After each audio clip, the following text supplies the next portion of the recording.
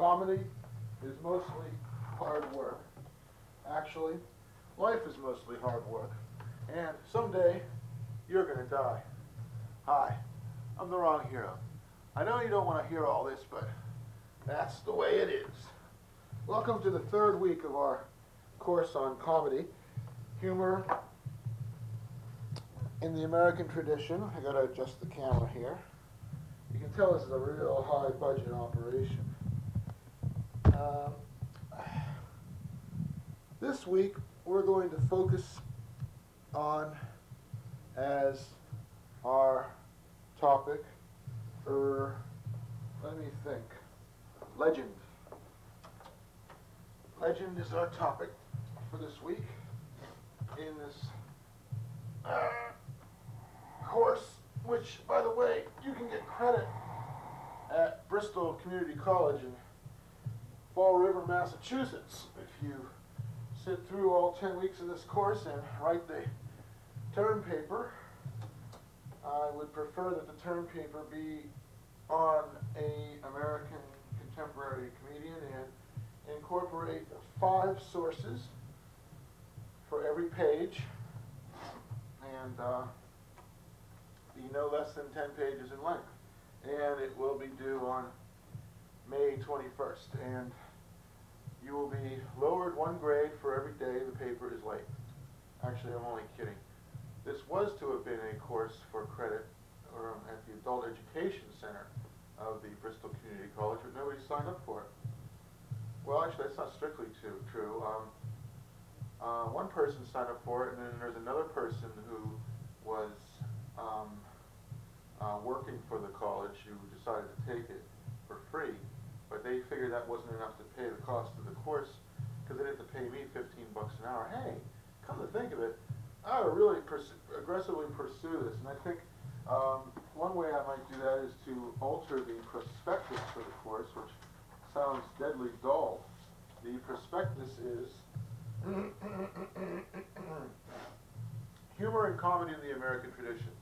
Humor is an effective tool in many situations, from breaking the ice in social settings to conveying an ostensibly serious message. Some entertainers utilize a familiar persona, I'm the wrong hero, to underscore their humor. Others rely upon wordplay, paradox, and familiar concepts combined with unfamiliar points of view. Even a casual examination of the work of successful humorists reveals a common thread which unites their efforts, the element of confounded expectations. The purpose of this course is twofold: to examine a wide range of humorous writings and monologues, and in so doing, to enable the student to develop a humorous persona of his or her own. Although the focus of the course will be on humor in the American tradition, there will also be some discussion of European models, mostly British, to supply a contrasting viewpoint. Now, lesson 3 is called Legend, and I hope this week to discuss credos and legends, dialect and regional humor, a discussion of rumors, gossip, and journalism, and the all-important note-taking technique, which is not simply how to write while driving, which Edward Dorn discusses in his book Yellow Lola, which is actually a follow-up to his earlier book, Hello, La Jolla. And note-taking technique does not mean how to write in the dark, although you can easily master that. I mean, you know, you shouldn't have to actually look at the letters that you're scrolling down on a pad. Of course, writing in the dark isn't really going to do you much good if you don't have any ideas. I've really got to cut down on the coffee here. So let us discuss legends and credos. A legend, of course, is a story. A credo is a belief. And as a matter of fact, all credos are basically unexamined beliefs. And an example of a credo, this one is taken from H.L. Mencken and George G. Nathan's An American Credo, and it's published in the book The World of George G. Nathan. As far as I know, it's not reprinted in any other place. One of the credos which Mencken and George G. Nathan came up with was An elephant never forgets, and if you so much as hand him a bad peanut, 20 years later, he will spot you in a crowd, and his trunk will come down on your head with deadly force. Or, it's all right to drop ashes in the goldfish bowl because ashes are good for the goldfish. Or, nowhere is such hospitality to be found as in the states of the old Confederacy. Now these are things which are not necessarily untrue. What makes them credos is the fact that everybody believes them. In fact, Thomas Hardy had this dichotomy, which I think we discussed a week or two ago, about how there are some things that people say but don't believe, and there are some things that people think that say but don't think, like good boy when patting a large growling dog. And there's some things that people think but don't say, and the example was something like, the clowns of Shakespeare are not very funny at all. Well, a credo is one of those things that people believe without really knowing why they believe in it. And that's why credos are basically unexamined beliefs. Now, a great many American idioms are in fact credos of a kind, and a great many of these like everyday phrases that people use are not only credos, but they also come from forgotten poems. Like for example, Longfellow, who isn't much discussed today. Originally, many of these shows are shot out of what is the Longfellow building on Massachusetts Avenue, although that's not the case in this instance. And of course there's the Longfellow Bridge in Cambridge. Well, aside from those landmarks, not many people remember Longfellow the poet, but he gave us the phrases, things are not as they seem, and be up and doing, and footprints on the paths of time, on the sands of time. And other examples of these little sentence fragments that Americans use are things like the patter of little feet, or it might have been. The saddest words of man are, it might have been.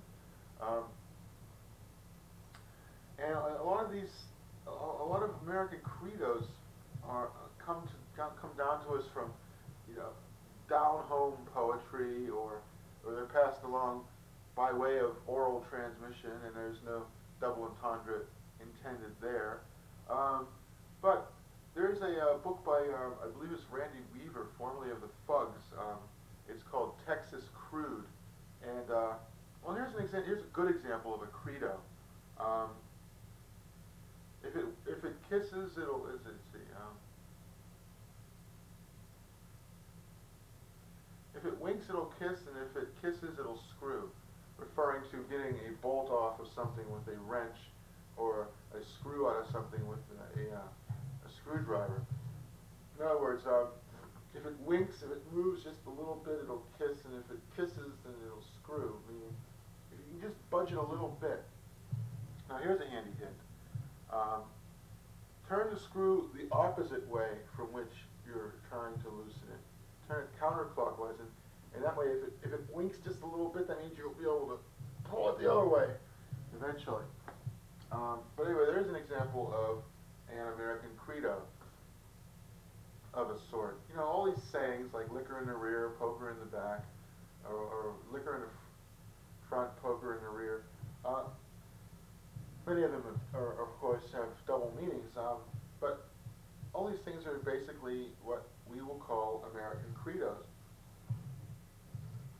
Now, last week we discussed for a little while Southwestern humor, which was a strong and recurring theme in the productions of American humorists. And of course,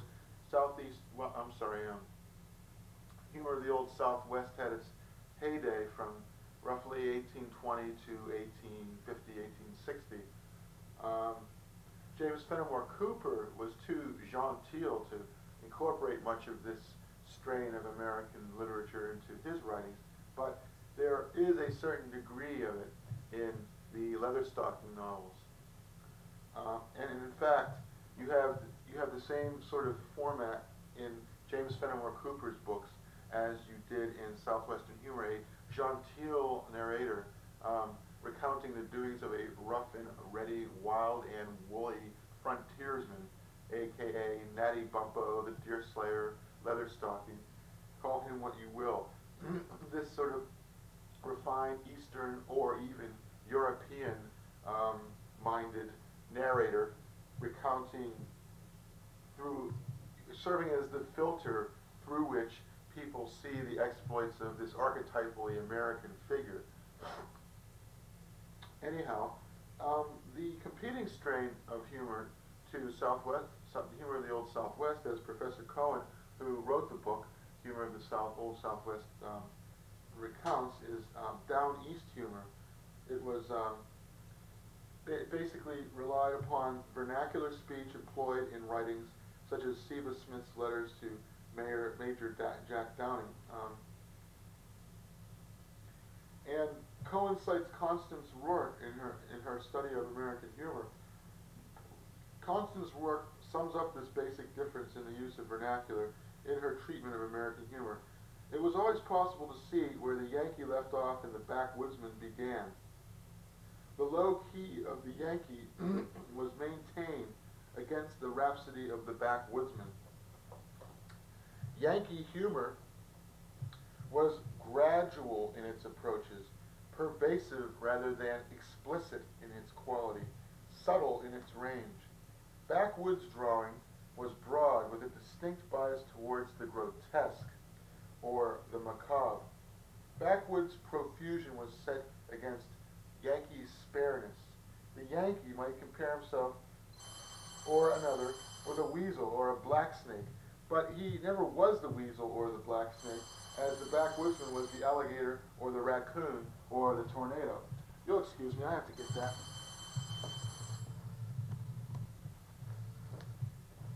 It's from my girlfriend. I should have got that on tape, actually. It's a lot more interesting than this stuff. So anyway, you have two strains of American humor.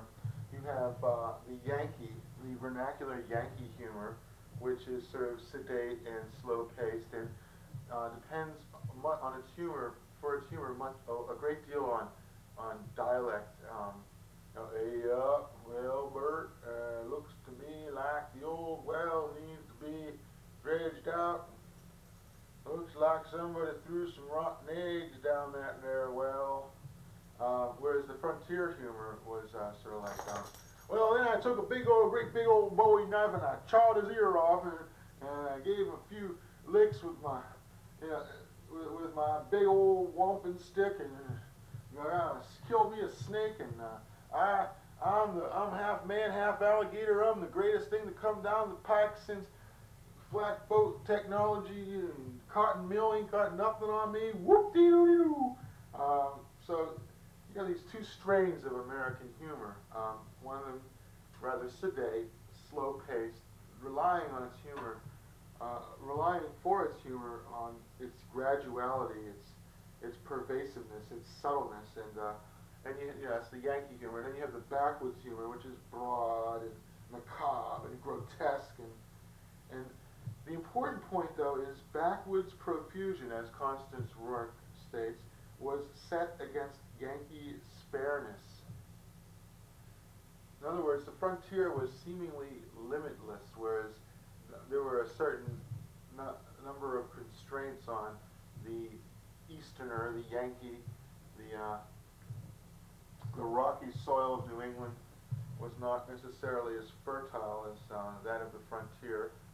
As you recall, they had used fish to fertilize it, and basically New England is a different part of the country than the frontier. There may not be very much difference between Pennsylvania and, say, Vermont, but there's a great deal of difference between Vermont and, say, I want to say Kentucky. Yeah, there's a good deal of difference between the two. In any event, let's remember that legends are basically attenuated myths, and that all myths bear scrutiny. And if that's the case, then all legends bear scrutiny as well. Now, here's something interesting. Last week I was discussing how, in lacking a unified culture, a monoculture, Americans are forced to rely on a subculture or a set of subcultures. In other words, rather than a unified culture, their cultural interests and backgrounds rely upon subsets within a greater society, a structure of society, rather than on a culture per se. In other words, you can't assume everybody is going to know who Picasso was, or who Edward Hopper was, or who Norman Mailer is. You just can't assume that. At one time, you may have been able to assume that most literate adult Americans would know who Nathaniel Hawthorne was, Herman Melville, Mark Twain, Emily Dickinson, Walt Whitman, William Dean Howells, for that matter, Theodore Dreiser, getting down into the second string here, although I'm a great admirer of Theodore Dreiser. And you know, in the 20s, you could assume that virtually everybody would know who H.L. Mencken and F. Scott Fitzgerald and Ernest Hemingway and Sinclair Lewis were. You can no longer assume that people know who any of these folks are unless they're English majors in college, and they'll forget all that stuff within 10 years, unless they're like me, unusually retentive. Anyway, R.D. Laing wondered out loud what one can take for granted in the way of shared assumptions in his essay titled The Obvious. I'd like to see this essay sometime. I saw it referred to in an article by Chris Hitchens, probably in The Nation, but I've never actually seen this article. It would make a nice companion piece to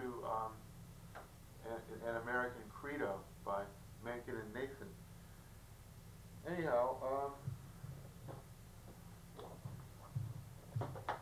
we don't know for sure what every American knows as a fact. Sure, there are some things which achieve penetration rates in the 90s, in the 90th percentiles. Let's say Mickey Mouse, O.J. Simpson, but you know, there really aren't that many things that you can assume people know in common. Now, what we're going to talk about here is, in addition to discussing myth, we're also going to discuss various forms of humor. Myth says, no, stop that barking. Myth says, stop it. Myth says P-clasters in Society Against the State can simultaneously speak of serious things and set those who hear it laughing. It is not unusual for these primitive cultures to entrust their myths with the job of entertaining the people. You see, now here's a new sort of way of looking at myth.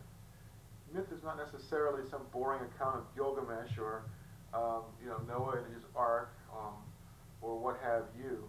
Myths can also serve, at least in oral cultures, or largely oral cultures, pre-literate cultures, as entertainment. I was going to say post-literate cultures, and there's a very important point. Of course, Marshall McLuhan stated that we are becoming, in fact, a tribal society, a post-literate society, and this is sort of like this blinding revelation I had in 1985, 20 years later. The world is fragmenting. We are becoming more tribal in one aspect of our day-to-day lives. That is to say, our myths, our credos, our legends, and our beliefs. Yet, in the realm of business, of course, the entire world is becoming Americanized, more corporatized. So, in other words, as the Professor Barber discusses in his recent book, Jihad versus McWorld, the world is sort of fragmenting and yet being unified at the same time. There's this fragmentation along the level of myth and yet a seeming surface unity binding the world together. And I believe that the same is true in the United States. As Sly Stone put it, different strokes for different folks. Now I'm going to talk a little bit about Africa and Jewish humor. Genevieve Fabre states that satire was commonly used in African societies to express grievances against a relative, going all the way back to those ancient Greek insult contests, the slanging matches called flyting that the British used in their Elizabethan era and before, and of course the ghetto game of the dozens. Satire was commonly used in African societies to express grievances against a relative, friend, or superior while avoiding confrontation. It became a powerful means of social control when used to call attention to transgressions or to neglected duties. It provoked laughter, but it also invited the audience to render immediate judgment. And here we see a practical application of this very vague and general field called myth, legend, credo, and that is as a means of social control. Of course, children do this too, making fun of somebody until they finally agree to drop the particular behavior which has become the source of ridicule, or until they remove themselves from the premises altogether. Now, in Africa, there was the traditional figure called the griot. He was sort of like a storyteller, sort of like a shaman, and Mylene Remé cites, "The truth is the griot's treasure and weapon. When he is properly paid, he remembers only the pleasant, but the edge of his tongue is always ready for those who earn his anger. The people compensate for his power by pretending to consider him a servant, a tongue for hire, behind his back. But the griot knows he is irreplaceable." Now, we're talking about the griot in African society, and of course there is a parallel to the jester figure in the courts of the British kings, and of course the clown, the harlequin, the fool. We're going all the way back once again to ancient times. No matter what the society, there always seems to be this figure who, although he is seemingly without power, powerless, of low status in the community, he is actually one of the most powerful individuals in the community because of his storytelling ability, because of his ability to relate myths, credos, legends. There seems to be a human need for this sort of thing. And of course, when we talk about stand-up comedians, we're talking basically about a somewhat attenuated form of this very same figure. Now, Theodore Reich talks about Jewish humor. I believe that Theodore Reich himself is Jewish. And of course, last week we discussed how one of the no-nos in American humor is to make fun of other ethnic groups without being a member of that ethnic group. Theodore Reich says of Jewish humor tends to bring relaxation in the ardor of battle. Jewish wit hides as much as it discloses. Like the seraph in the temple of the Lord, it hides its face with two of its wings. Theodore Reich also says, the Jew sharpens, so to speak, the dagger which he takes out of his enemy's hand, stabs himself, then returns it gallantly to the anti-Semite with the silent reproach, now see if you can do it half as well. And this is something which I can't resist mentioning, that to a certain degree, the teller of stories is suffering from some sort of wound of some kind. And this is one motivation for wanting to get up and tell stories or do jokes or monologues or express oneself on the stage, to become an actor of some kind or a writer in general. But that Theodore Reich is very perspicacious when he says that Jewish humor depends a great deal upon putting oneself down and taking glory in the fact that the individual who is in fact putting himself down does it so skillfully that you might as well not even bother trying. In other words, it's a way of taking the anger against him that he perceives exists and striking against himself first. Now, Stephen Camphor discusses the institution of the Catskills Resort. I'm afraid in my rundown of American humor over the last couple of weeks, I've neglected that institution. We all know that the Catskills are in upstate New York, and that over the summers the atmosphere there is rather cool, and so a great many Jewish families took their vacations in the Catskills, and a great many Jewish comics tested their wings at Catskills resorts. Now, don't think, unless they were the headliners and had been in the business for years, that all they did was tell jokes. A great deal of the time, they also had to, do odd jobs around the resort. If they were just starting out, they worked, 10, 12-hour days every day, and they were paid well for it. Catskills Resort. The owners added free entertainment. Thus, the Tumblr was born, and that all-purpose clown was to influence show business for 3 generations. The Catskills provided the launching pad for Milton Berle, Jerry Lewis, Sid Caesar, Danny Kaye, Alan King, Woody Allen, and others too humorous to mention. I think he means too numerous to mention. So we can pretty much take that and date the Catskills Resort from, say, about 1920 to 1950.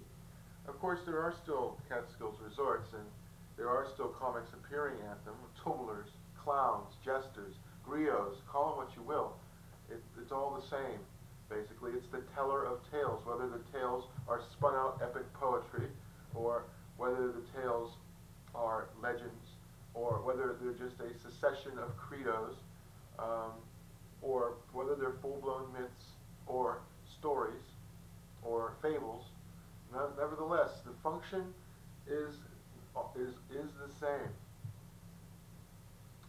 And of course, merely talking is only one very small part of the stand-up comedian's job, as I mentioned last week. Well, it's nice if you can juggle, do sleight of hand, sing, do impressions, do a little dancing, some physical humor. All of these things add to the presentation. I'm afraid I don't move around very much on stage, and of course I'm sitting down here because to stand for 2 straight hours would be almost as painful as it is for you to sit and watch this for 2 hours. In any event, see, I'm wounding myself before you have a chance to do it. A mercilessly moral climate, says Derek Walcott, terrifies the outsider in its eccentric smugness, but this may be the legendary severity of the North, as surely as a lyric mania and a corrupt languor are the legendary climate of the South. Getting back to this this dichotomy between the Yankee humor of the 1830s and the humor of the old Southwest, also of about the same period of time, which resounds down to us today. Now, the way I see it, the Yankee humor sort of spread across upstate New York and that entire tier of Midwestern states like Indiana, Illinois, Michigan, Iowa.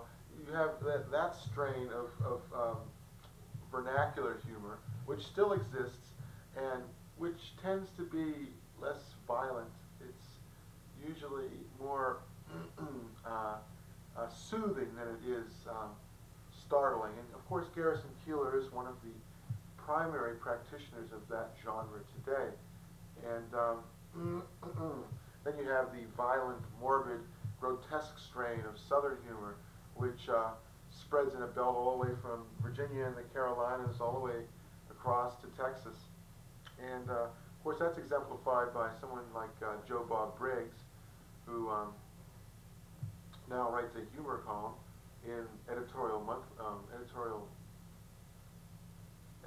Humor, which is a bi-weekly magazine published in Boston, which you might want to have a look at sometime. Now, you don't have to necessarily buy it. I know they're going to hate me for saying this. You can pick it up for free at some places. So at least give it a look. I can't say I'd buy it, but I'd like to if I could afford it. What, 50 cents is going to break the bank? Oh.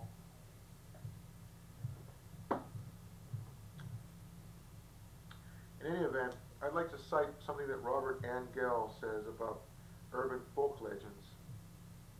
Because, of course, urban folk legends are one way for people to tell stories. Like you had the dialectical, the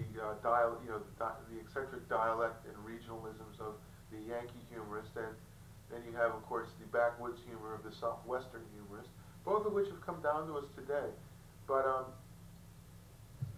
those forms are almost specialized now. They're not part of the everyday mainstream of American storytelling, but urban legends are. And Robert Angell, in a recent issue of the New Yorker, says that the common ingredient of urban folk legends may not be severe unlikelihood or underlying creepiness, but rather the presence of death, which in these plots keeps on happening, and best of all, always happens to someone else. And right there is a primary component of humor. When bad things happen to other people, and it is one of the great plots of all humorous writing, when bad things happen to other people. And that is the mainstay, says Robert Angell, and I think he's very right, of the urban legend. Of course, there are a great many books written about urban legends. A fellow named Brunewald has written 2 or 3 at least.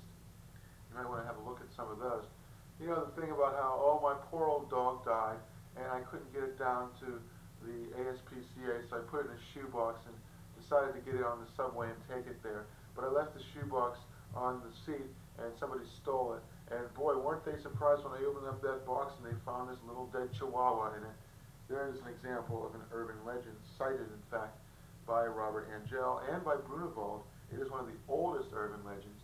And the fellow who writes for the 14 Times in Great Britain, a fine publication you're well recommended to purchase and subscribe to if possible. It's sort of like the weekly world news, but all this stuff is true. Paul Sivkin calls these folk tales, friend of a friend, F-O-A-F, folk tales, which is kind of interesting. Now, we were talking about how, last week, how you have these strains of Yankee humor, Southwestern humor, but a lot of Americans depended for their entertainment upon things like traveling carnivals, which, of course, lasted well up into the 1930s and are still to be seen today in some of the smaller communities and even in the East Coast. But they're very different. They're no longer the mainstay of American entertainment. So you had these traveling circuses and carnivals. And then, of course, you had minstrel shows. And Mark Stein notes that nowadays modern movie violence is like minstrelry, appropriating real pain and transforming it into a vaudeville turn. The master of this, the greatest poseur in a poseur's culture, is Quentin Tarantino. Well, I'm not entirely sure that's fair to characterize Quentin Tarantino in that fashion, but you know, there's always going to be somebody who's going to come and try to knock somebody down off their pedestal, whether they deserve to be there or not.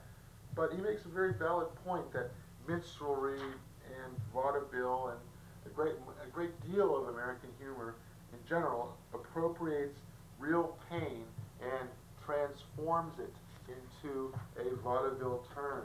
And that's important. I think maybe we should at least mention the transformative nature of humor in that it takes a wound. I keep getting back to this wound. I guess I read The Wound in the Bow by Edmund Wilson when I was in my 20s, and I've never quite forgotten it. The poet Jeffrey Gustafson told me that I should not, under any means, should I sell that book. That is a book that I want to keep. Of course, I sold the book, but I can always get it back. It's The Wound in the Bow by Edmund Wilson, and I refer you to the title essay in that volume, which tells you a great deal about the artistic impulse. Basically, Edmund Wilson takes the Sophoclean fable of Philoctetes. He is a great archer, but he has a stinking wound on his leg, and people shun him because of this, but he is also a great artist with the bow, and people revere him because of this. And so, you know, Edmund Wilson attempts to relate this to the dilemma of the writer who has this wound that he attempts to expunge through his storytelling, and people shun him to a certain degree, but they also revere him. Now, Peter F. Drucker talks about the same sort of thing that was discussed by none other than R.D. Laing. R.D. Laing wondered what we could take for granted in the way of shared assumptions in a society which in fact is so fragmented to the degree that American society is. We have so many distinct cultures just in the field of humor. We have the Yankee humor, we have the Southwestern humor, we have the big entertainment conglomerates, mostly based in Los Angeles, and that's another distinctive type of humor. You know, there is a sort of Midwestern strain of Yankee humor. And then, of course, the thing is these regional humors are being subsumed by an all-encompassing television culture, but that's really popular culture. What we're talking about is myths and legends. Peter F. Drucker says that people with knowledge will have to take responsibility for making themselves understood by people who do not have the same knowledge base.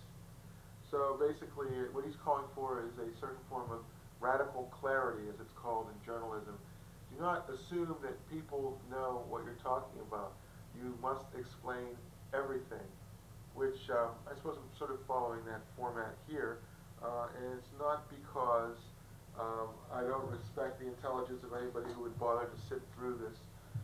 It is because I cannot take for granted that anybody listening to this presentation will know exactly what I'm talking about.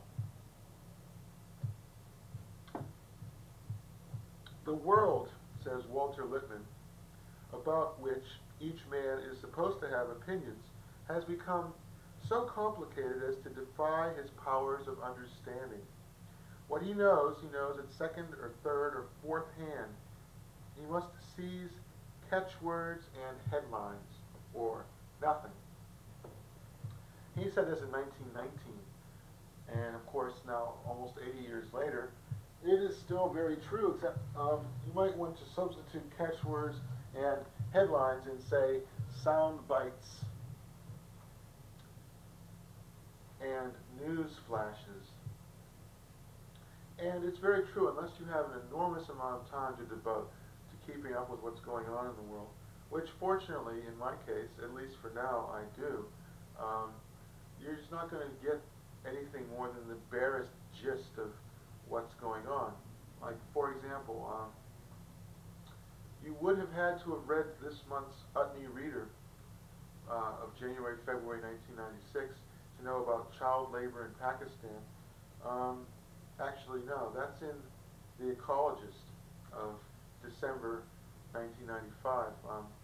But I believe there's also something about child labor in the Utne Reader. You'd have to have read the Utne Reader to know about how Walmart is taking over the entire country and wants to take over the entire world, and is the largest retailer in the United States and will someday constitute 20% of all the dollars spent on retail goods in this country. And I can just spew this data out at you endlessly. They pay their people the minimum wage. They employ more people than GM, Ford, and Chrysler combined, and things like that. And yet they get their goods from child laborers and from the Chinese. And the Chinese rip the tags off their clothing and they put Made in America on them and ship them to Walmart. But Walter Lippmann has a very valid point. Unless you have an enormous amount of time, you can't even begin to even try to keep up with what's going on. It's the fragmentation. Christopher Hitchens, citing Freud, says, "The narcissism of the small difference shows how people could be induced to quarrel more and more about less and less." And if you've ever watched people arguing in a bar or a tavern about their favorite sports figure or sports team or about politics, then you'll know that the narcissism of the small difference is in fact a recurrent strain in American lore.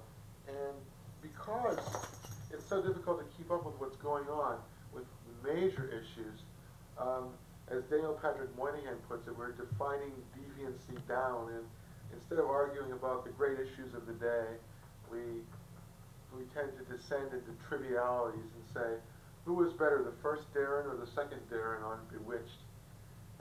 and things like that. What's a better show, Star Trek or Lost in Space? Lost in Space. I hate Star Trek. Anyway, the fervor with which a proposition is believed tells nothing about its truth, except for its its practical consequences. Passion is beside the point, says Leon Wieseltier in Against Identity. So, the fervor with which a proposition is believed tells nothing about its truth, except for its practical consequences. Passion is beside the point. So, basically, I think what he's saying is the guy with the biggest mouth is generally the guy who's the one who has the least to say, is always wrong. And of course, that's one reason I call myself the wrong hero. Hey, how you doing, Mona? Journalism, says Susan Van Slyke, journalism requires people who can think for themselves and convey ideas clearly by way of the written word. The nose for news can be developed and polished by editors, but it can't be fabricated. And I think the same is true for stand-up comedians. The nose for comedy, so let's call it, the comic mind, the comic sense, the ability to put things in a comic frame, it can be developed. Not everybody is born with it. I think relatively few people are actually born with it. It can be developed, but it cannot be fabricated. Unless, well, in the case of stand-up comedy, sure, you can read joke books and take other people's jokes, and if you're like really punctilious, you can switch them around a little bit. And if you're really scrupulous, like me, you can switch them around a lot so that they don't even resemble the originals. You could do that, but it would be wrong. Or you could actually try to sit down and write down everything you know about a topic and try to write humor based around it. Or you can take, and that's not all, that's not the whole of it. Then you've got all these discrete little comedy bits that you've assembled.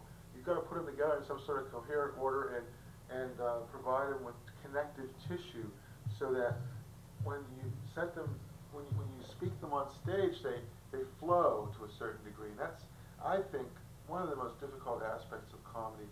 Not so much coming up with the material as stitching all the material you come up with together.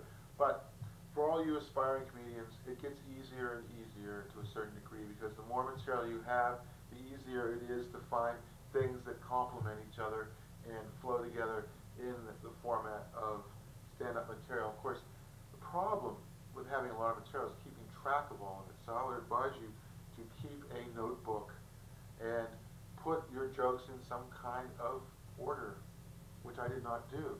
I did keep the notebooks. I even put the jokes down in some kind of order, but I didn't do this on a consistent basis, and now I'm screwed. It's going to take me months to do properly.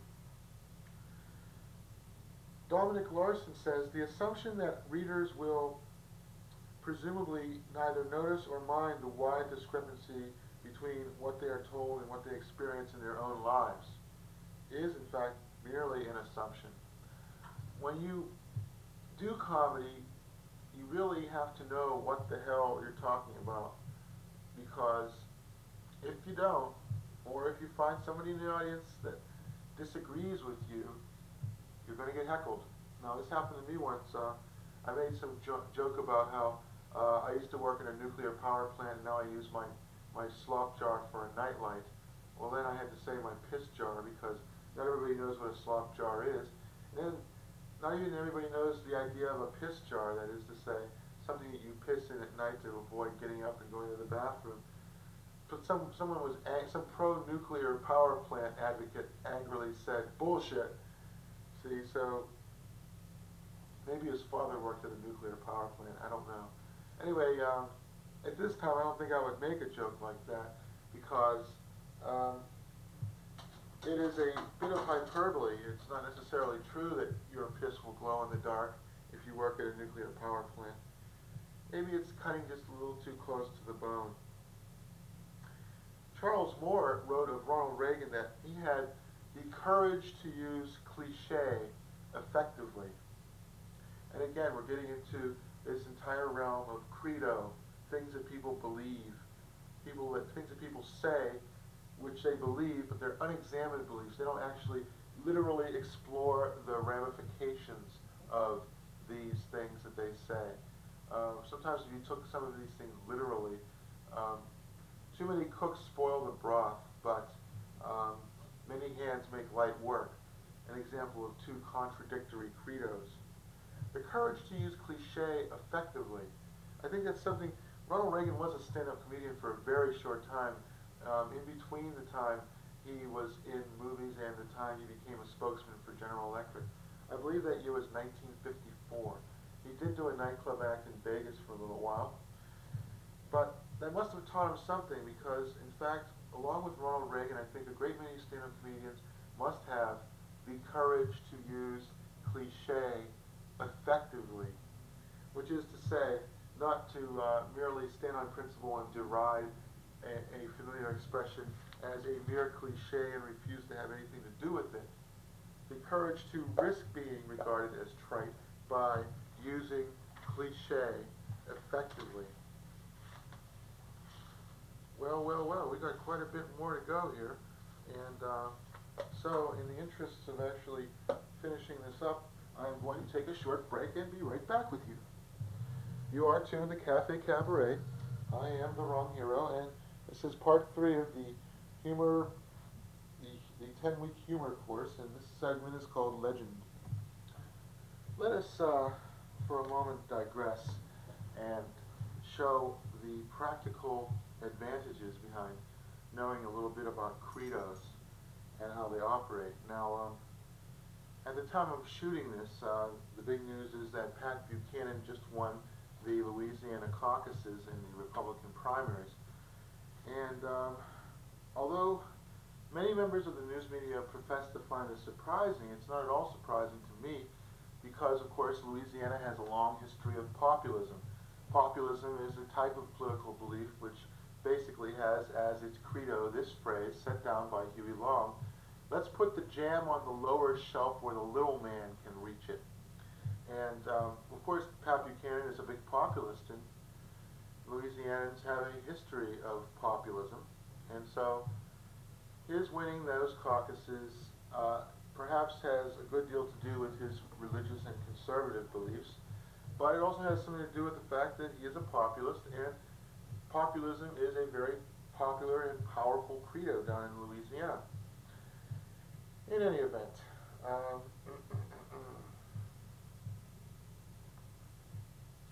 humor can basically be divvied up into discrete regions, say the Southwest, the Plains states, New England, the South, and the West.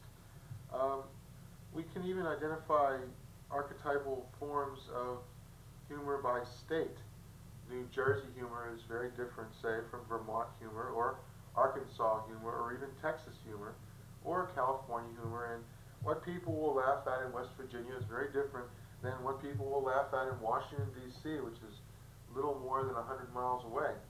Or you can even identify distinct cities and think of the archetypal humor that emanates from those areas, like New York City, Los Angeles, Chicago, New Orleans, Pittsburgh, Dallas, Boston.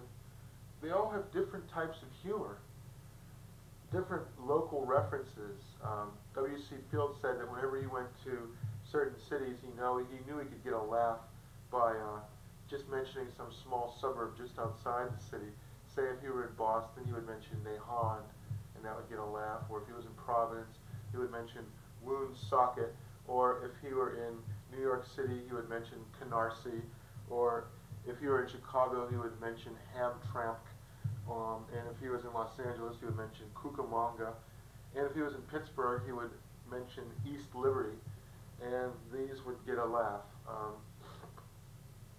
Now, to get back to what Professor Cohen has said about humor of the Old Southwest, Professor Cohen states that Southwestern writers were local colorists, the immediate ancestors of that group of regional authors who flourished for a few years from a few years after the Civil War to the turn of the century. So we're talking of a period roughly from 1860 to 1900 when regional humor held sway. Um, and as I mentioned, every distinct region has its own distinct type of humor, and you can even break it down by state and city to a certain degree. Local colorists, which Professor Cohen cites, are people like Joel Chandler, who wrote Uncle Remus, Bret Harte, who wrote The Luck of Roaring Camp, Thomas Nelson Page, whose work I am not familiar with. He also says that Stephen Crane and Frank Norris were naturalists who wrote around the turn of the century. And they wrote about people moved by forces over which they have no control. Their characters are watched, described, studied, and sometimes laughed at by their authors. And that is a big archetypal theme in comedy. People moved by forces over which they have no control. And that's one of the credos of populism. Those big poobahs, those panjandrums, those high muckety mucks in Washington D.C. don't care about the little guy. Now, talking a little bit about the role of the stand-up comedian in the larger society. A lot of people may find a great deal to admire in the stand-up comedian, but a great many more think of the stand-up comedian as basically a trivial person, as we discussed last week. There's a whole strain of Midwestern thought which does not see humor as complementing serious affairs, but as inimical to them. And Lucien Pai says that the hero's joy in being worshipped barely masks his anxieties over being ignored. And once again, and perhaps again and again, we get back to this notion of any creative endeavor coming out of some hidden wound that the creative person has suffered in his past or her past. Now, Sammy Davis Jr. talks about black humor, the minstrelry, which still hung around even as vaudeville was waning. There were still parts of the country, especially down south, where minstrel shows were still popular, I think even as late as the 1920s. Now, Sammy Davis Jr. says that when black performers were on stage, the jokes weren't being done like Milton Berle was doing them to the audience. They were being done between the men on stage as if they didn't have the right to communicate to the people out front. And of course that's very sad.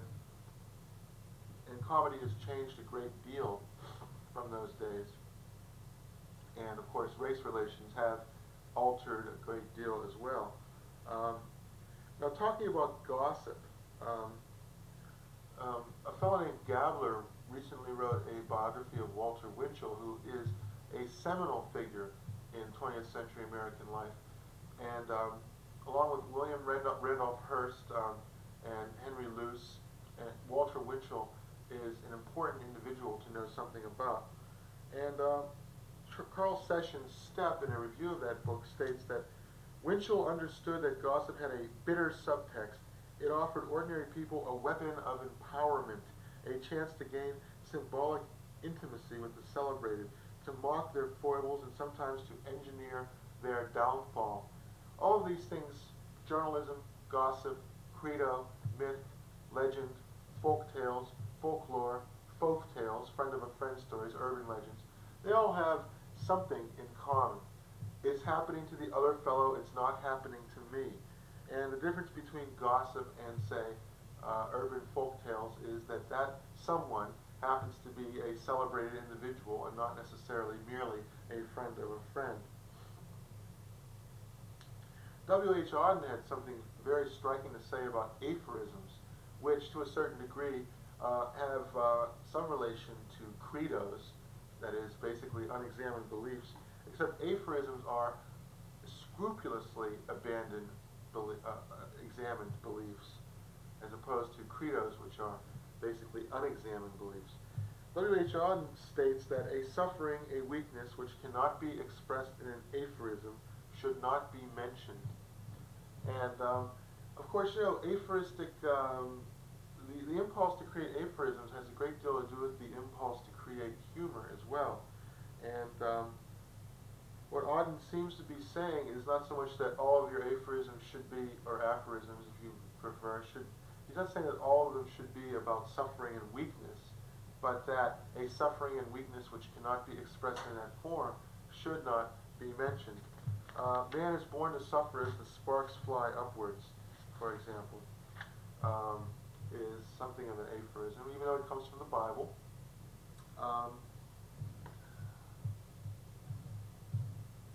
As a matter of fact, the Bible and Shakespeare are two very good sources for aphoristic humor.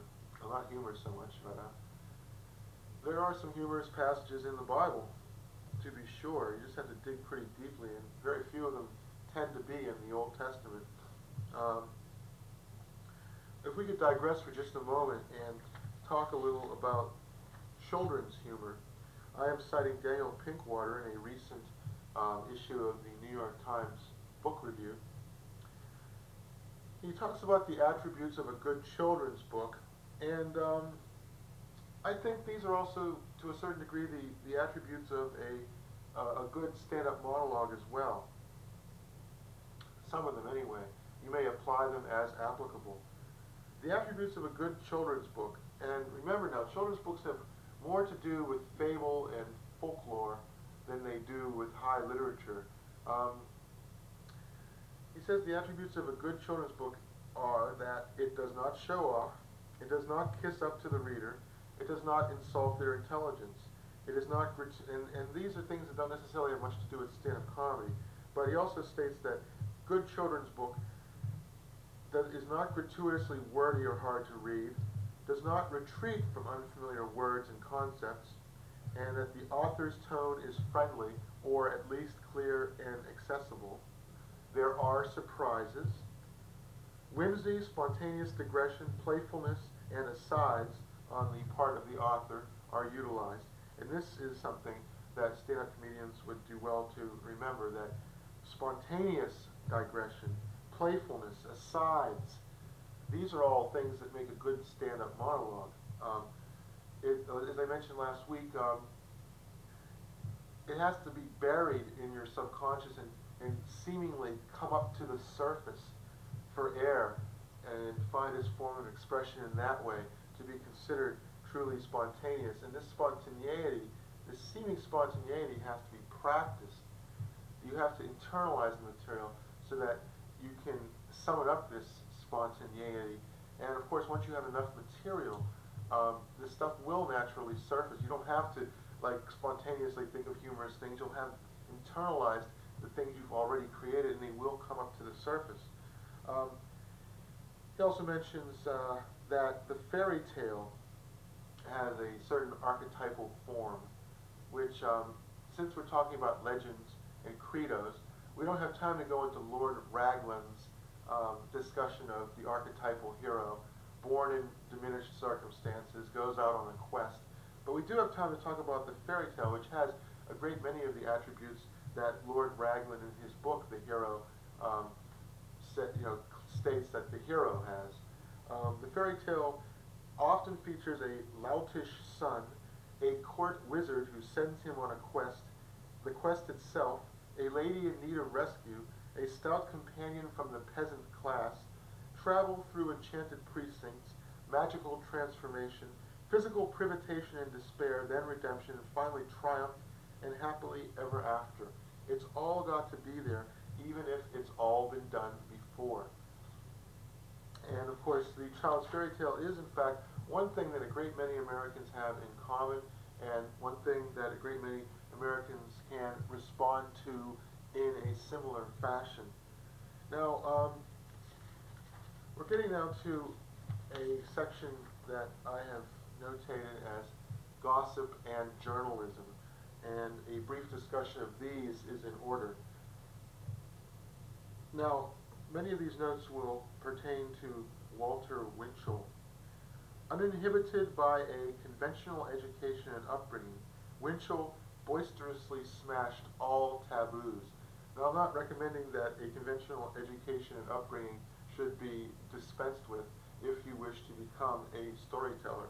I'm just saying that this quote by Patrick Skeen Catling is, in fact, a very good way of pointing out that education and a conventional upbringing do bring with them a certain inhibition,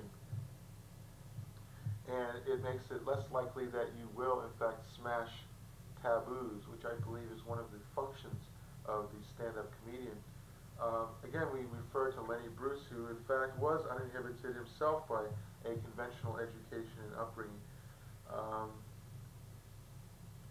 Now, Digby Anderson talks about humorous journalism and states that several enterprising writers of this century have done humorous journalism rather than novels, not only because it pays better, but because they have thought it the genre of the time, the place where their talents would shine best. So I think a great many stand-up comedians would in fact aspire to writing a weekly syndicated column, and I am not, in fact, averse to that ambition myself. Digby Anderson also states that one of the techniques of humorous journalism is to apply old wisdom to new topics. And again, we're getting into the realm of credo and of aphorism. Now, anytime you develop an edge and make things amusing, you sound more cynical. Gentle irony does not work real well in this world, or at least in this country. Gentle irony is more a British form of humor. You develop an edge to make things amusing. You risk sounding cynical in the process. I am citing Collins from Newsday. The credo of marketplace cynicism is tell them what they want to hear, says Paul Staurobin. And to a certain degree, in spite of all of the higher-minded principles that a stand-up comedian who aspires to the condition of satirist must follow, what it all basically comes down to on stage, to a certain degree, is tell them what they want to hear, even if they don't know that that is what they want to hear. It is, in fact, a credo of marketplace cynicism, and you can observe this phenomena in a great many Hollywood films. Ambrose Bierce perhaps had the last word on the cynic when he called the cynic a blackguard whose faulty vision sees things as they are, not as they ought to be. Hence the custom among the Scythians of plucking out a cynic's eye to improve his vision. Of course, you know, the wounded hero, the man with one eye who, because he is partially blind, can see all the more clearly, is a resounding theme in mythology. Get the facts. Know what's going on behind the scenes, says Packard mentor Willard Waller, which is quite a name. Get the facts. Know what's going on behind the scenes is a prescription for journalism. It's also a pretty good prescription for stand-up comedy as well. Kevin McKean states that your job is to look for a simple path that will come out, that will connect what the reader already knows with what the expert has found. And that is the connective tissue I was discussing earlier between your material that you've already written and the linkages which connect the material into a coherent monologue. Now, Ira Berkos has a great deal to say about how to conduct an interview. Writers who ask just two questions can conduct successful interviews. The questions: what are your greatest hopes? What are your greatest fears? I'll repeat this because this is a good way of writing a stand-up monologue. Simply by asking yourself, what are your greatest hopes? What are your greatest fears? I once saw a very talented comedian in 1985. I wish I could remember his name. He said that his greatest hope was to end up in Hollywood with a bolt driven through his skull, lying in a bathtub full of cocaine. Buñuel says that the imagination is a muscle and it has to be exercised. And that is yet another technique for writing humor, and it's a good segue into the section which in fact is called note-taking techniques. And again, it's not that I am attempting to tell you how to write in the dark or while you're driving. Note-taking techniques is a way of stating that these are some of the ways that you put together comedy. These are some of the ways that you come up with material for the comic monologue. We have pretty much passed through the background material on stand-up comedy. In chapter 1, we spoke of the impulse behind the stand-up comedian, and there were a great many introductory materials. Last week we talked a little about colonial tradition and folklore, and this week, of course, we've been talking about credos and legends. But now we're going to begin getting into the nuts and bolts of stand-up comedy itself. A key organizing principle, says Dwight MacDonald, is to put everything about the same subject in the same place. And, well, that's sort of common sense, but if you didn't know it, you would probably have a hard time of it. And that's, again, I studied under Alex Thoreau, and, Thoreau, I guess you say Thoreau. He said that he thought to write a humorous essay, he would come up with all of the information he could possibly come up with on a specific topic, and then winnow it down into something that key points. Now, the thing is, although Alex Thoreau told me this in 1978, the Japanese poet Basho said something very similar, hundreds and literally thousands of years ago, I guess. One must first of all concentrate one's thoughts on an object. Once one's mind achieves a state of concentration and the space between oneself and the object has disappeared, the essential nature of the object can be perceived. So you basically have to immerse yourself in your topic if you wish to generate material from it. Another Japanese poet, Busan, has said that his technique was to use the commonplace to escape the commonplace. And as a matter of fact, that relates back to the courage to use cliché effectively. Use the commonplace to escape the commonplace. Joseph Epstein, in his discussion of F. Scott Fitzgerald, stated that he was characterized by having something to say and an interesting, highly developed way of saying it. And that's very important, having something to say and a highly developed way of saying it. P.J. O'Rourke, the humorist, states that he sees no conflict between being funny and having serious ideas. Walter Winchell, in one of his columns, utilized as a comic writing technique a simple title heading, "If I Had an Aladdin's Lamp." And as a matter of fact, that is a good technique to write comedy material, whether it be "If I Had an Aladdin's Lamp," or "If I Had $1 million," or "If I Were President." Virtually anybody could generate 10 things out of that. And your job, in fact, as Kevin McKean stated, is to look for the simple path that will connect what the reader already knows with what the expert, in this case, the creator, the stand-up comic, has found. Now,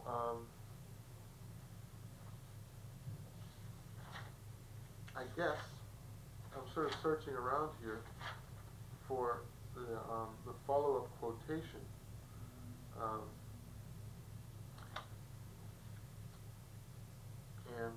having a hard time finding it. But that is a mere bag of shells. Here we go. "If I had an Aladdin's lamp," or "What are your greatest hopes? What are your greatest fears?" These are techniques for coming up with comedic material. "Inventing powerful images is everything, and no other questions need be asked," says Thomas Bender. Inventing powerful images is everything. Creativity means working under a deadline, sleeping on a problem. Working under pressure, says Higgins, increases pressure and stimulates more right brain activity. Well, Richard Nixon said that he always performed best in crisis situations. That's not always strictly true, but a deadline, as a famous American songwriter said, a deadline improves your concentration wonderfully. For that matter, about to be executed improves your concentration wonderfully. But Lord Northcliffe cautions us, that is, we creative folks, never lose your sense of the superficial. In order to know what's important, you have to know what's not important. And in order to make the superficial into the important, you have to have a clear viewpoint of what is important and what isn't. Basically, what is important? Well, since we are humans, things that human people do are things that are important.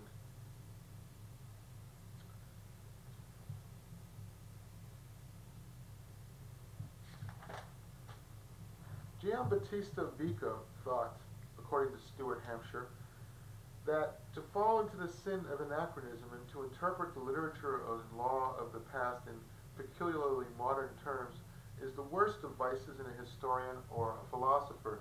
However, comedians do have certain aspects of a historian and philosopher in their makeup, but for a comedian, using anachronisms is not necessarily a sin or a vice. But Vico did say something which is very apropos to the condition of writing stand-up comedian. He stated that imagination is memory set free of any conscious purpose, and we can all return ourselves to the fantastic fictions and poetry of childhood unless we are frozen by the cautions of our intellect. So again, it's like making a case for a conventional education and upbringing inhibiting your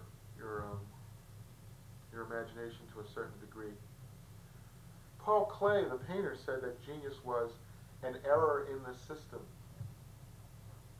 And that's, a lot of what comedy is in fact an error in the system. Put another way, a lot of misunderstandings in institutional settings are produced by the half-life of old rules no longer strictly adhered to or followed. In other words, it's the little guy versus the institution, the bureaucracy, or, once again, me versus the world.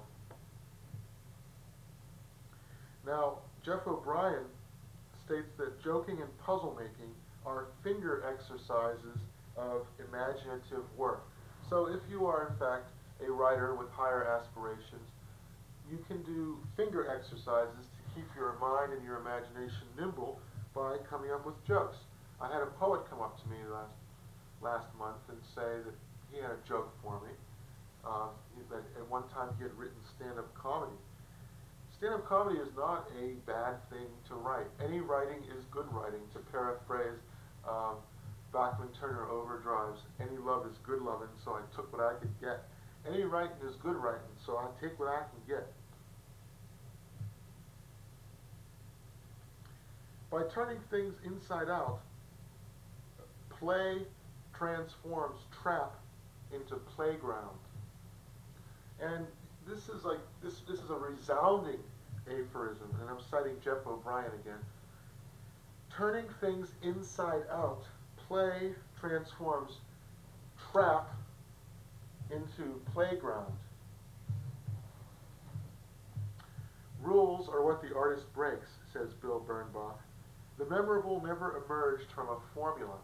So, although there are some rather loose rules to creative endeavors, you must not calcify them into formulae.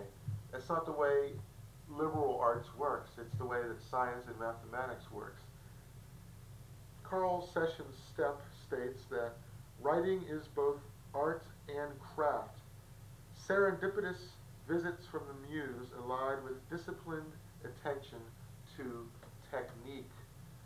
So, in other words, coming up with the jokes involves a certain amount of serendipity or randomness, but thinking of a way to link them together and thinking of a way to express them in a fashion that is going to provoke a positive response from your audience. That is the craft, that is the discipline and the attention to technique which comedy thrives on. Now let's see, I'm having trouble. A William Zisner states that the secret of good writing is to strip every sentence to its cleanest components. Most first drafts can be cut by 50%. They are swollen with words and phrases that do no new work, sort of, very, in a sense. Focus on sentences that feature people doing things.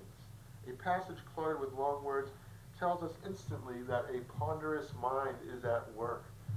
So, this is a good technique to remember that comedy is basically, among other things, about people doing things, whether it be the comedian himself. In fact, this might be a good time to talk about the 6 levels of group interaction, the 6 topics that people in groups discuss among themselves, or at least the 6 topic headings.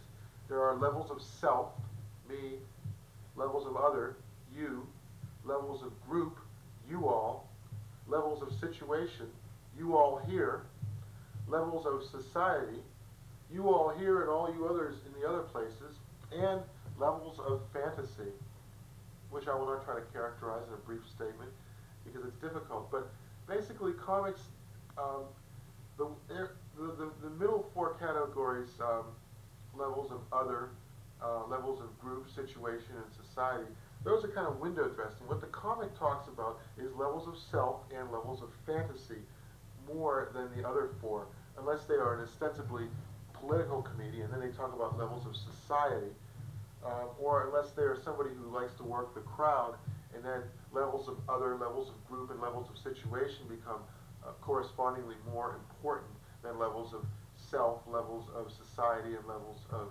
fantasy. Michael O'Donoghue says that things can be funny and not funny at the same time, and this seeming paradox points to something which is crucial to remember about comedy. Not everybody thinks that the same things are funny. So rather than cast your net in a narrow way and attempt to appeal only to the most narrow of your constituency, you are constrained by stand-up comedy to come up with things which are as universal as you can possibly make them, but you are also constrained, at least in my belief, by an unwillingness to pander, to merely only say things that people want to hear. Although you do have to say things that people want to hear to a certain degree, you must not be constrained entirely, because a good deal of comedy has to do with smashing taboos.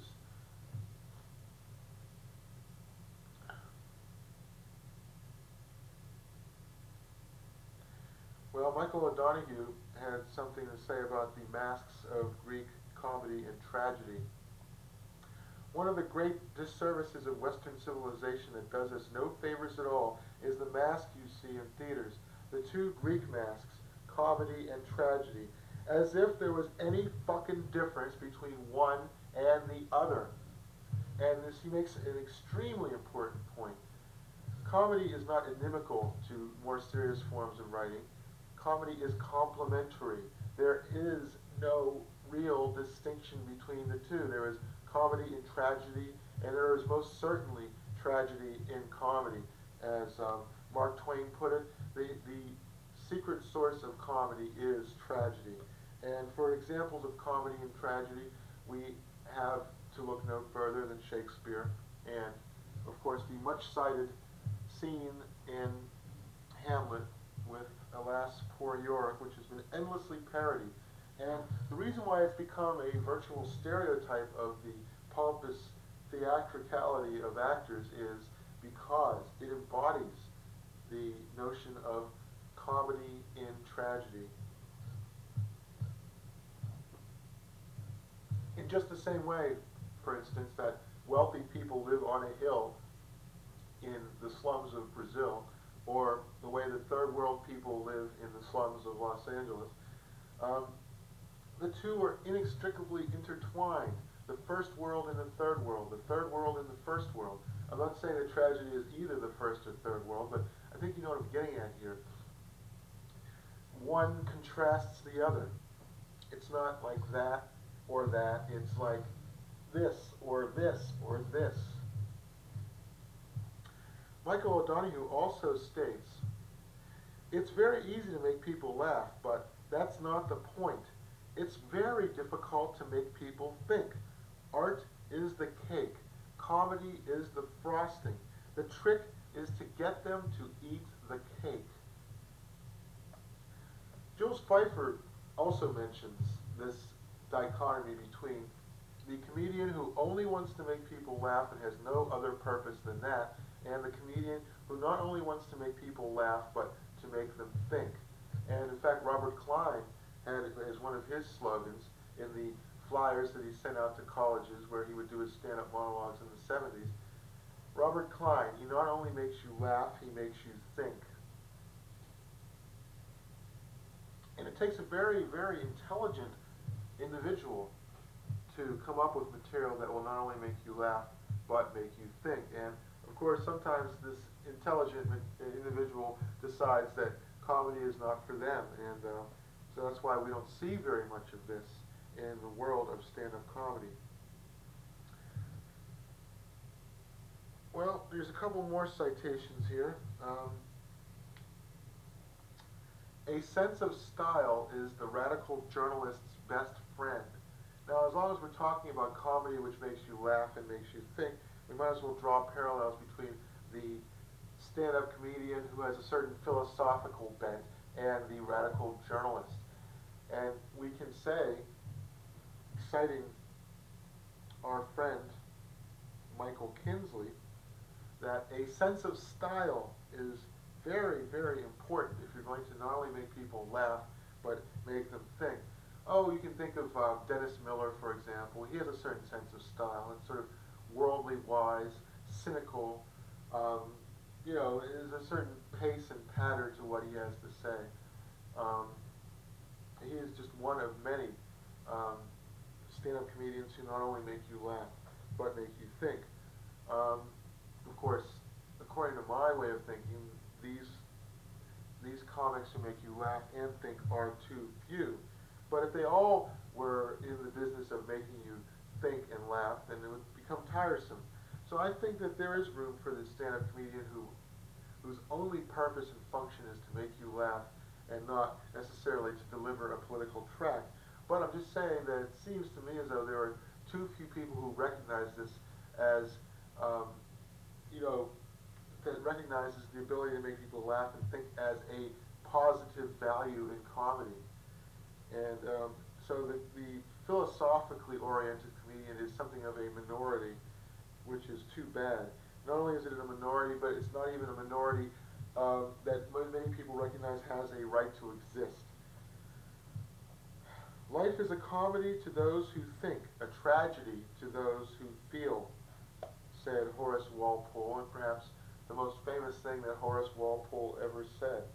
And the thoughtful comedian will in fact exploit this. Life is a comedy to those who think, a tragedy to those who feel. So it's not enough just to churn out 30 jokes. You also have to have a certain sense of sympathy so that you can feel the underlying subtext of tragedy in the comedic material that creates the surface laugh.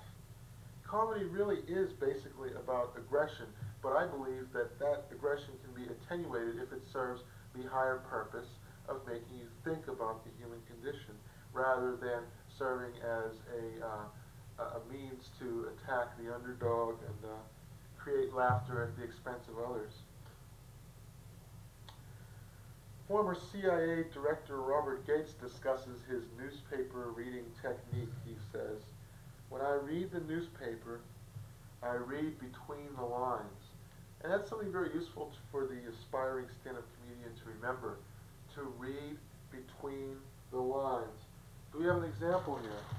Well, let's see. Providence Mayor on the move again. The peripatetic Mayor Vincent A. Cianci Jr. is traveling again. Trapped in Puerto Rico during the blizzard. Trapped in Puerto Rico during the blizzard. Oh my God, Hiroshima, Auschwitz, and trapped in Puerto Rico. What a tragedy, you know? See, now there's an example right there. We can't help mapping our experiences alongside those of others, says the writer Sven Bierkertz. We can't help mapping our experiences alongside those of others. It's like, he gets treated like a king. I'm the schmuck here. What's the deal, huh? I'm getting a pretty raw deal here. You know, it's the Rodney Dangerfield mode. I don't get no respect. To me, says Michael Christian, another famous writer, more famous than Sven Bierkertz, in fact, to me the value of introspection is to have some insight into your ongoing behavior. This is what separates the men from the boys. Like, the boy would say, hey, what about me? I'm the schmuck here. And the man would say something like, hey, what about me? They're making me the schmuck. What did I ever do? I'll tell you what I did. I didn't kowtow to them. That's what I didn't do. And that's why they're making me the schmuck. Well, I'm not going to stand for it, see? I'm going to show them where to get off. There's the time you spend with your family and your friends, and there's the time you spend working. You're actually trying to make something, and you make it. Well, I don't want to get into the difficulty of the stand-up comedian's life when it comes to a quiet space on which to work one's material. If you're going to tell your sweetheart your jokes, do it early in the relationship. Don't wait for a long time and then spring them on her, because then she'll grow tired of you and constantly cracking jokes and getting up at 2 in the morning to write something down, and she won't laugh. The best input you'll get from her is when you're in the honeymoon phase of the relationship. We must always be prepared to learn something totally new, says Wittgenstein. And that is true of the philosopher, of the poet, of the writer, of the journalist, and certainly of the stand-up comedian. Well, I think it's time to take a break here, and I'll be back with more notes on comedy writing. Greetings. Welcome back. I would just like to say that if you are inclined to videotape this broadcast, then perhaps you should search around for a videotape now, because we are going to be getting into some of the potentially most valuable note-taking techniques for stand-up comedy in the next half hour or so. So, again, if you have a videotape handy, you fire that sucker up, because a great many of these things, although they come from books, have been tested by experience. And, you know, Steven Pinker says that nothing that's worth knowing can be taught. But I think that helpful hints are always a good way of steering people into the right direction. And since our time is somewhat limited, I have a great deal more material to go into. I'm going to talk a little fast, and I'm not going to have the kind of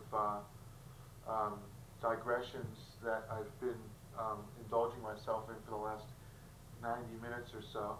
So again, if you want to learn something about comic technique and how to write jokes and stand-up monologues, then you might want to get that VCR fired up so that you'll have this and you can review it at your leisure.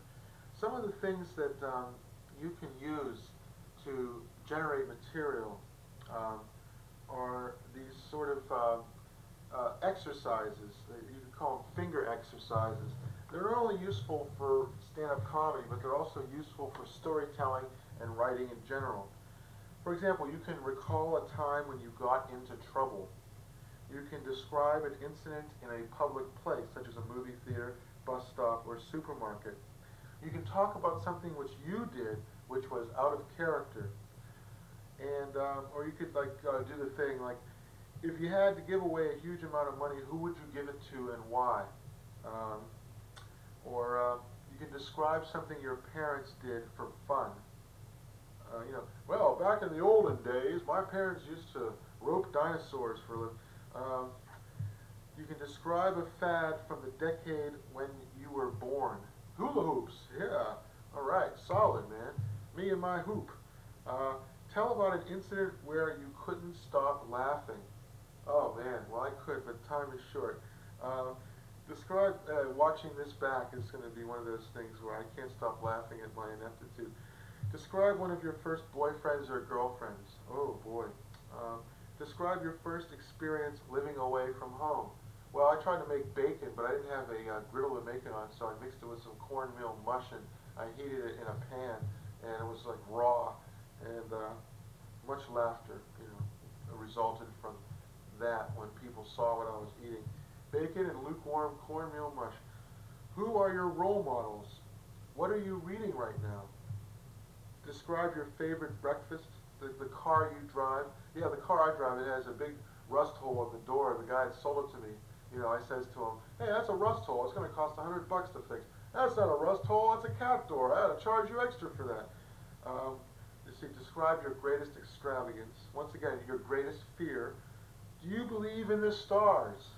Why, Capricorn, I'm a Capricorn, so I don't believe in the stars.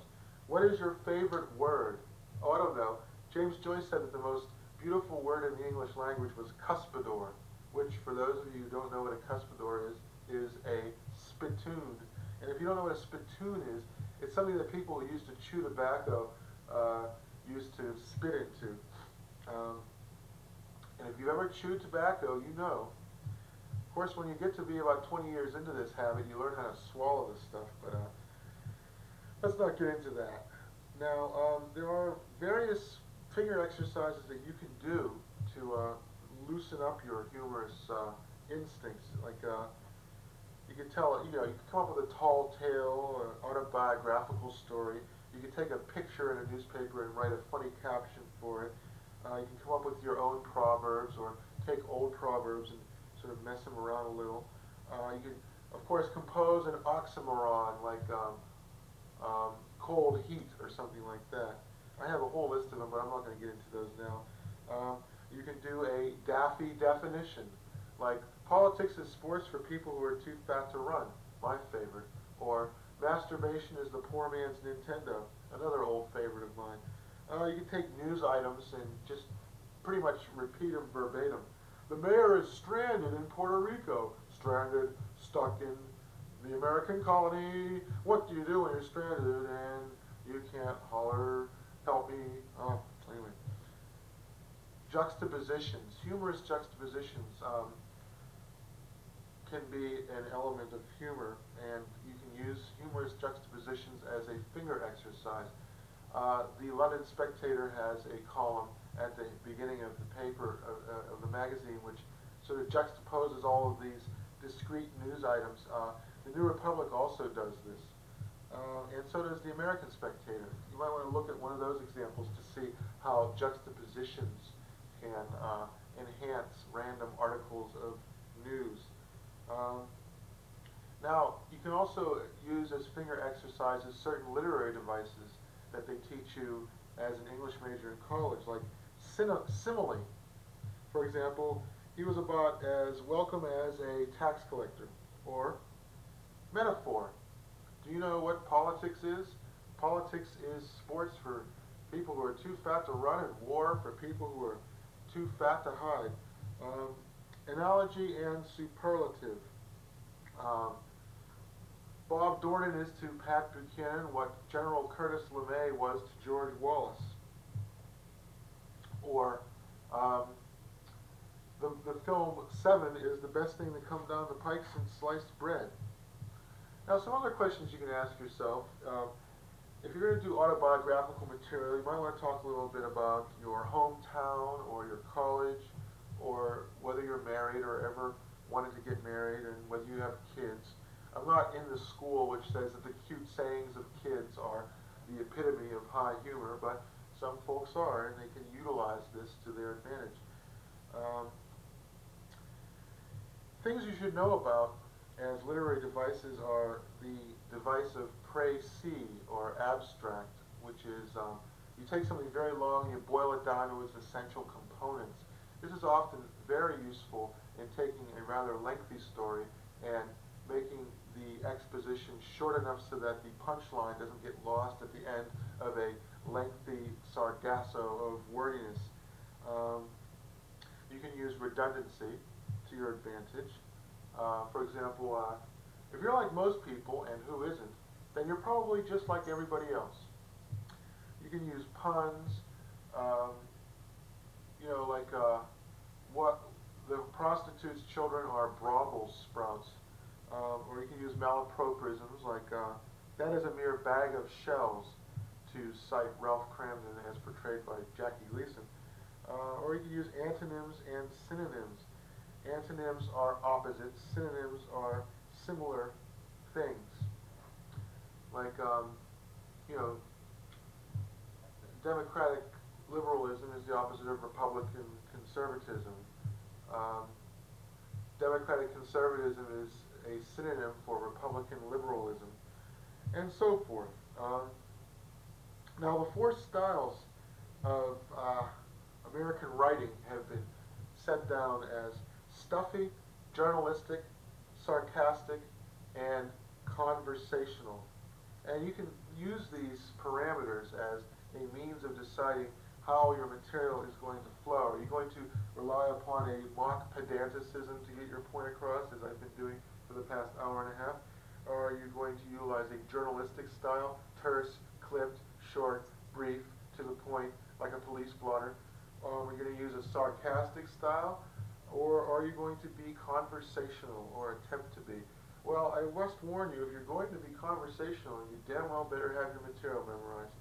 It's a lot easier to do stuffy stuff when the material isn't memorized, because the awkwardness that comes from not having memorized the material is in fact one of the hallmarks of the stuffy style of lector, lecturing people. Paraphrase. To paraphrase something means to restate a concept or an idea. And analogy means that you use a comparison.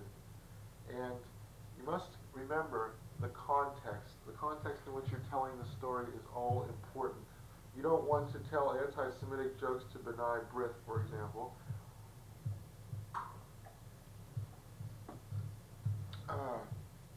Now, one of the techniques of lively writing, or actually, there are many techniques. I have written them down for your personal edification. They are: cut out deadwood, use lively verbs, eliminate unnecessary words, be personal, write in a natural voice, ask rhetorical questions, use the active voice, use positive language, use parallel structures, use power openings, use hooks. You'll notice, if you're still sticking around from the beginning of this presentation, that I used a power opening. One technique that's very interesting, although somewhat trite, is the notion of name fatality, which is discussed in Gershon Legman's books, The Rationale of the Dirty Joke and No Laughing Matter. Name fatality basically means that some people are destined to play a certain role in life because of their names. For example, Vladimir Zhirinovsky, his name begins with a Z. He's the last person in the alphabet, so he was always called on last in class, and that gave him the notion that he could be a conqueror to get back at the grievances that he suffered as a result of this unfortunate name fatality of his. I know a person who shelves books at the law school library, and his name is Steve Helfer, and of course that's S. Helfer, Shelfer. Now, Philip Hensher suggests that there's a good game to be had finding characteristic sentences in novelists, sentences which seem completely typical of what the writer has to say. And of course, there's also a great game to be found in characteristic sentences of politicians, say, or characteristic phrases used by Hollywood actors. Characteristic sentences of Bill Clinton. I am not going to let the Republicans destroy health care for the vast majority of Americans who will require it. You want to cultivate certain habits of mind if you want to write. For example, you have to use perspective. From whose point of view is the subject being looked at? You have to use evidence. What makes the assertions true or false? You have to explore the subject's relation to other subjects. You have to um, you have to sort of theorize.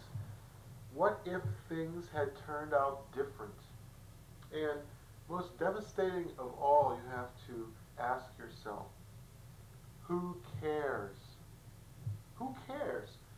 You know, this is a big thing in Boston and New York. It's like, well, I'd like to tell you about my hard luck story. Who cares? So you're under an added disadvantage. The advantage is it's like you're running a marathon wearing clodhoppers or enormous snow boots because you're in Boston and you have a hard time getting the laps. But once you go somewhere else, you'll find out that the stuff that people barely titter at up in Boston is like incredibly hilarious to everybody else. So by being held to a higher standard in Boston and New York, you learn how to work a crowd. It's the toughest crowd you can work, basically, on the East Coast is a Boston audience. And even tougher, unless you've been raised in that milieu or spent a good deal of time there, is the Cambridge audience. Because it could be hilariously funny, but it might not be politically correct, so you might be in trouble there, unless you make it clear that you're on the side of the angels, which wastes valuable time. Time which people might be better spending in saving the whales.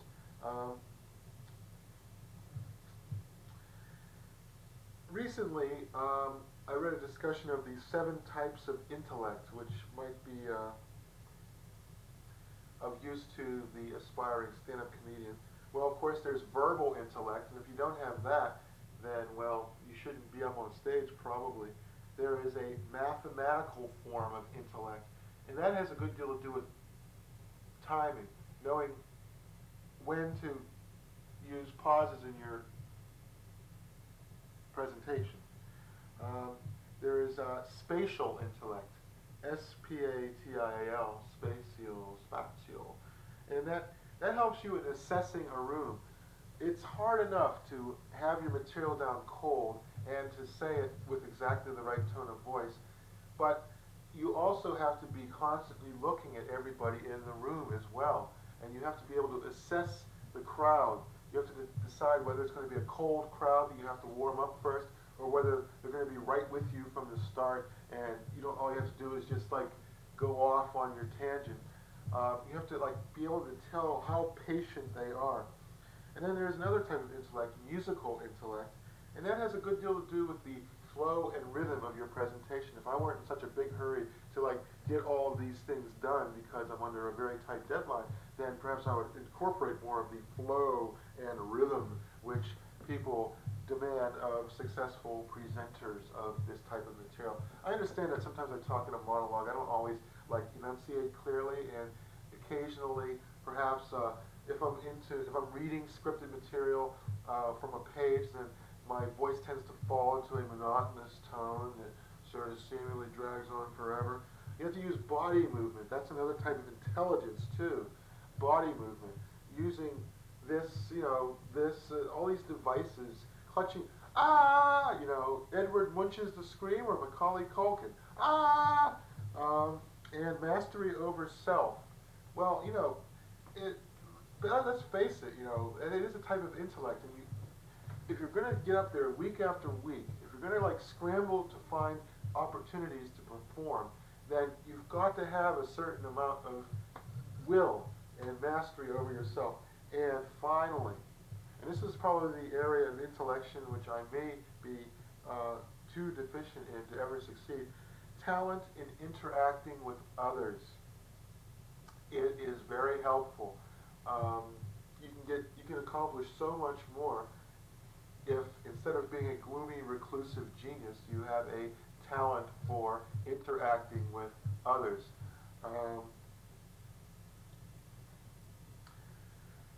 It's my theory that the occupations that people find themselves in are actually expanded human traits. Like, say, a person who is a hunter-gatherer might be a good, a buyer for a manufacturer's warehouse or something. And a comedian a comedian basically is an expanded version of the human trait of neoteny, which means childishness. So, a musician is basically somebody with a high musical intellect, and a telemarketer is somebody with a high verbal intellect. And a comedian is somebody that has this sort of this quality of neoteny, childishness. Now, Matt Ridley says that men are neotenized apes. They are hairless. They have big brains, big heads. The big head is the symbol of childishness. They are small-jawed. They are playful, willing to learn, but they are also upright, large-molared, vocal-corded, and conscience-stricken. And that makes them more than merely neotenized apes. Now, why do people want to laugh? It's because they're playful. And as I've said before, 100 good laughs are considered the equivalent of 10 minutes of rowing. Laughing is good exercise. Exercise oxygenates the brain. Oxygenation of the brain is vital for feeling good. So if you're in a room with a lot of insulation in the wintertime, you're going to feel sluggish and stuporous because the oxygen isn't as good as it would be if you had big cracks in the wall with the chill winter winds blowing back and forth. If writers are the engineers of the soul, says Andre Malraux, do not forget that the highest function of the engineer is to invent. And that is the highest function of any writer, and particularly of any stand-up comedian, I would think, is to invent. Writing anything, alone or with someone else, is always an act of collaboration with past masterpieces, with the great and with the casual, half-remembered experiences people offer freely. Sometimes people will basically write your material for you. They'll tell you an amusing story, which you can turn to your advantage in your monologue.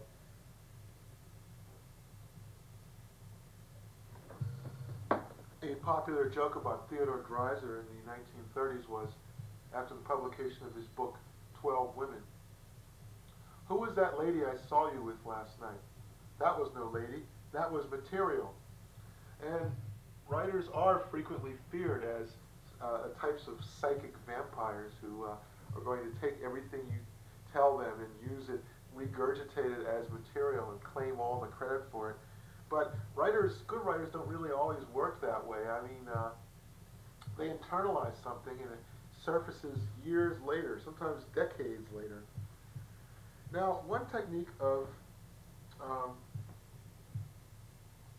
comedy is to take a metaphor and work it out literally. Like, people who live in glass houses shouldn't throw stones. What is this? Glass houses? What's this? So burglars can window shop?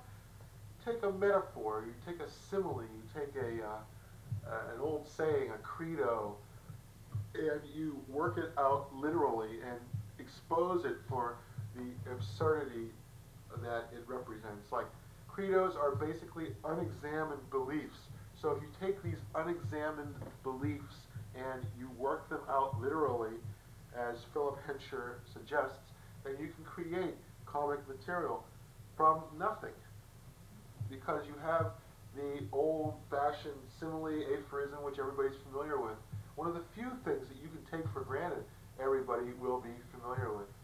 And you can work it into new material. Like, don't bite the hand that feeds you. The meat is usually firmer and juicier further up the arm.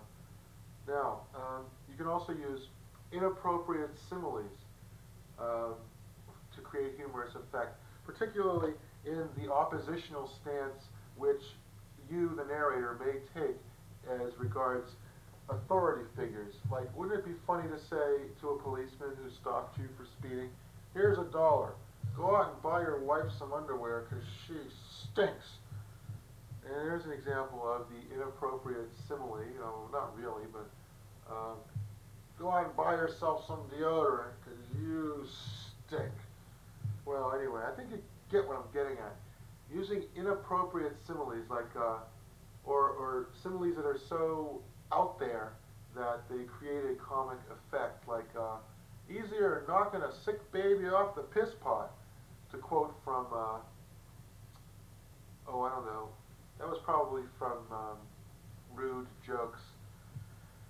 A prose portrait of irritating people is another technique. This one, I think from the New Statesman and Society, or maybe it's from the London Spectator. A prose portrait of irritating people. He says, good boy, when his dog defecates on the lawn. There are 3 types of aphorisms, and let this be a sort of grid for you to come up with your own aphorisms if you wish. A is A, like, or A is not A. A is A. Boys will be boys, for example. If you're not A, then you're B. Meat is not meat until it's in the pan.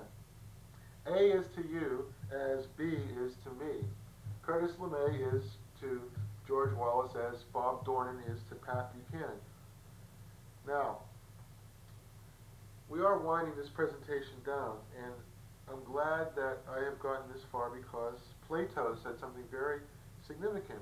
He said, let early education be a form of amusement. You will then be better able to discover the natural bent.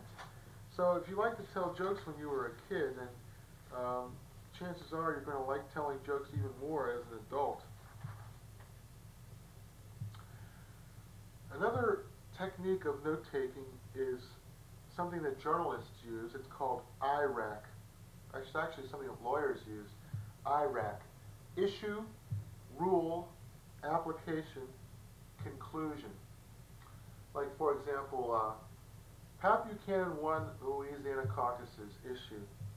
Isn't that just like them Hicks to vote for some half-assed populist? Rule. Application. If he thinks he's going to take this all the way to the Republican convention, he's got to be crazy. Application. And conclusion. Pat Buchanan ain't got a snowball's chance in hell of winning the Republican nomination.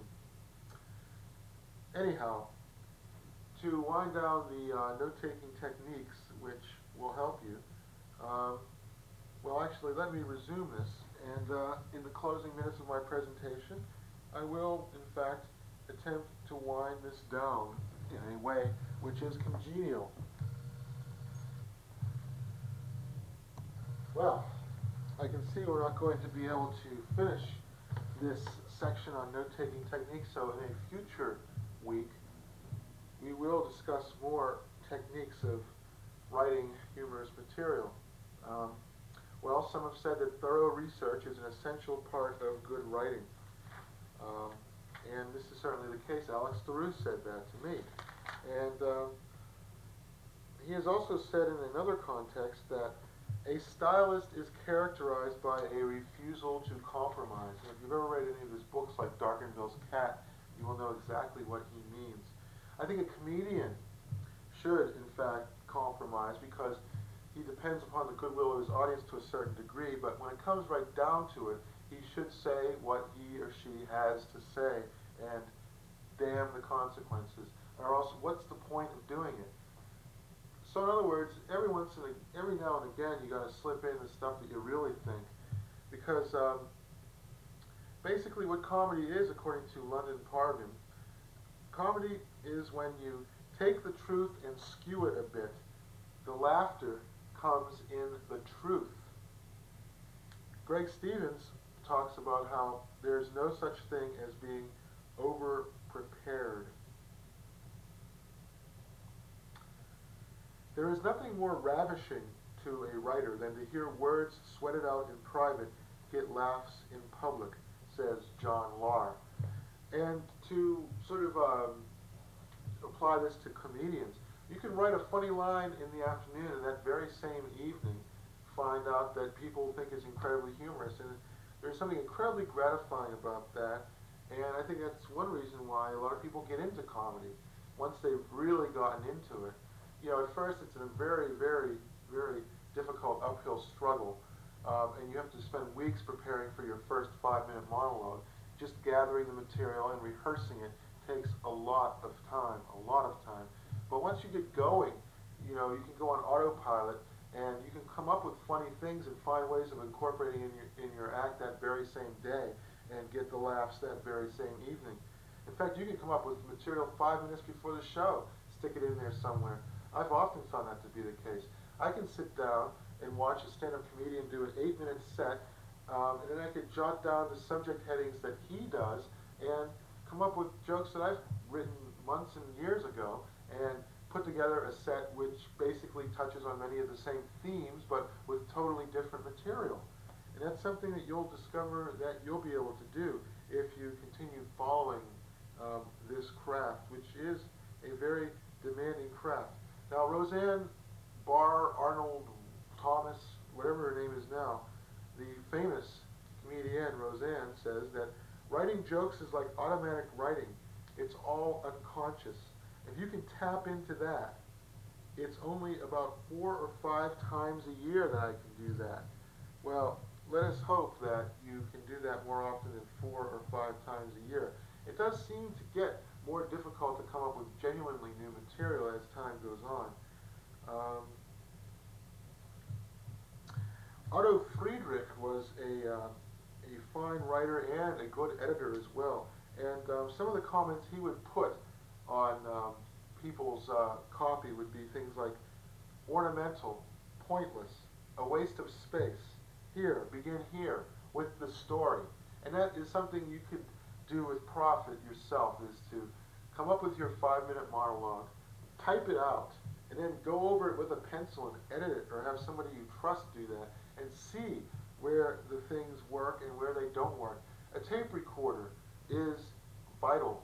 I don't really have an awful lot of respect for a comedian that doesn't tape record their set. Lenny Bruce was one of the first to do this, and the tape recorder gives you a vital edge over comedians who do not tape record their comments, because you can go over it and you can notate every single laugh and see. You can rate it on a scale of 1 to 10, see what's incredibly funny, see what only gets a mild chuckle, see what just totally flops. And then either you can rework the material and it doesn't really work in that context, or you can abandon it altogether.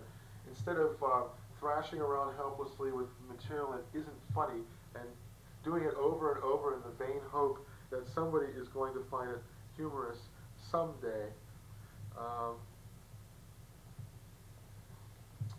Here's a technique that Susan Goober, who is a congresswoman, utilizes to write speeches, and her technique is one that stand-up comedians can follow with profit. I would write each speech on paper, then rewrite it on 3x5 cards with keywords only. Every night I would practice in front of a mirror with a tape recorder and a clock. I would practice on my daily jogs. Soon I could give the speech without thinking. It's said that for every minute you speak, 20 minutes goes into preparation. It's not a skill bestowed at birth. It has to be cultivated. Some people have an easier time of it than others. I've been taught the only way to learn to speak is to do it. And this gets me to my concluding point. You cannot do a stand-up monologue once a month and expect to get anywhere anytime soon. You've got to do it at least on a weekly basis. At least you have to do it on a weekly basis until you've gotten to the point where it's second nature to you. For some people, it never becomes second nature. But you've got to try to get up there every single week and do it, and do it, and keep doing it. I think after you have about 100 shows under your belt, that's when you can start thinking about slacking off a little bit. But the more shows you do, the better you get.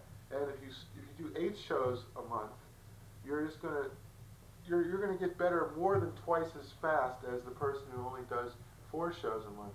And you're going to get better more than 8 times as fast than the person who only does 1 show a month. You've got to get up there and take every single opportunity you possibly can. And you've got to not only work the comedy clubs, you've got to work other places as well.